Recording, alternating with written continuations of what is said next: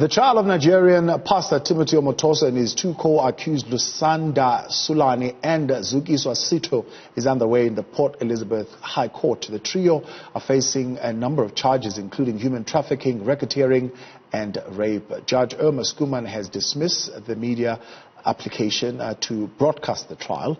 The first witness has taken the stand detailing how she was introduced to the church. And for the latest on that story, we are now crossing live to our reporter Sipha Kema, who is outside the Port Elizabeth High Court. Sipha, we heard today testimony so far from Andisiwe Dike. What is Andisiwe saying?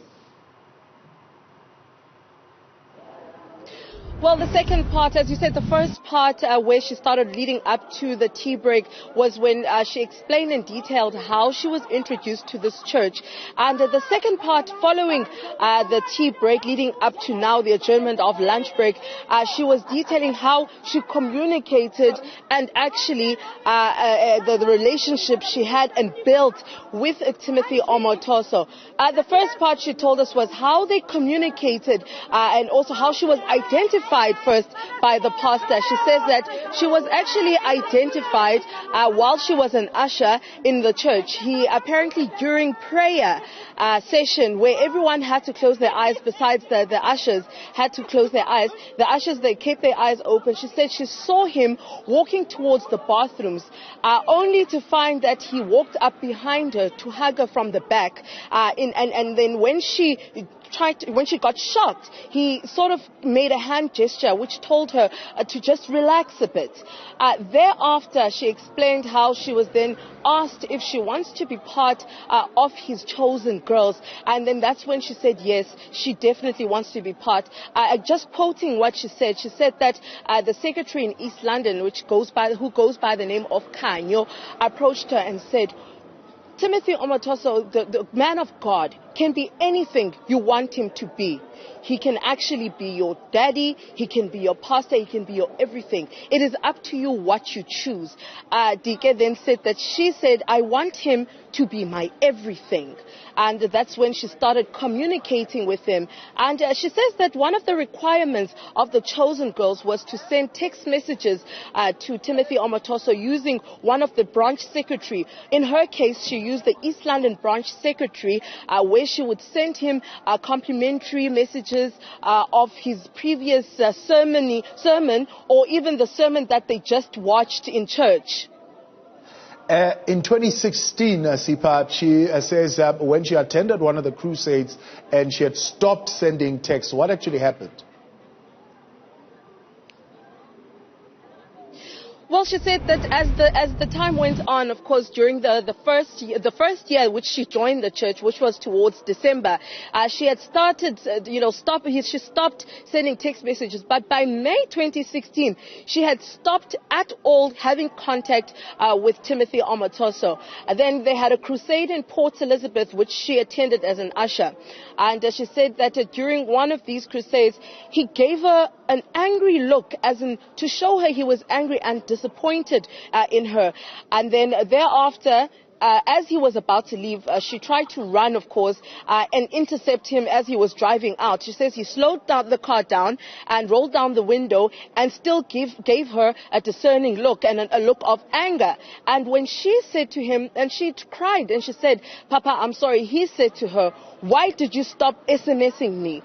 He then drove away. She went to the East London head pastor, which is known as Pastor Chooks, who then asked her how was she communicating with Timothy Omotoso prior to that day. She explained that she sent text messages via the branch secretary. He said then she needs to get a hold of the branch secretary, and also he said he will give her Timothy Omotoso's direct line so that she could explain herself. So now Dike tried to explain herself to Kanyo, who was at that time with Timothy Omotoso. She tried to explain her circumstances, that at the moment she was staying in Motherwell for the crusade, which is a township here in Port Elizabeth, a bit on the outskirts of the actual town and also where they held this crusade. Did she eventually get a hold of the secretariat, Sipha, and what was the conclusion? Well, she says that they explained to her she called Timothy Omotoso to say she was ready to go live in the mission house, which is based in Durban. She said she was ready for that move. She even told the East London Secretary Kanyo that she was ready for the move, because she was asked, is she ready to be part of the church and to join and live in the mission house? When she finally got a hold of Timothy Omotoso, she says that she told him that she is coming to the mission house. However, Omotoso said to her that he does not want trouble. He would prefer she stayed in East London with her mother, and then he dropped the line. She also said that she called him the second time to say that she's ready, and then he asked her, who are you dating in Durban? Now, the reason for this, Thabo, is that she said she had been asked previously by the secretary in East London, and also told that many of the girls from East London returned from the mission house because they had said they missed their boyfriends. So it seems as though the condition she was given was that she joins the mission house only if she does not have a boyfriend. However, she did not answer that question that was posed to her in court, saying that did she have a boyfriend at that time.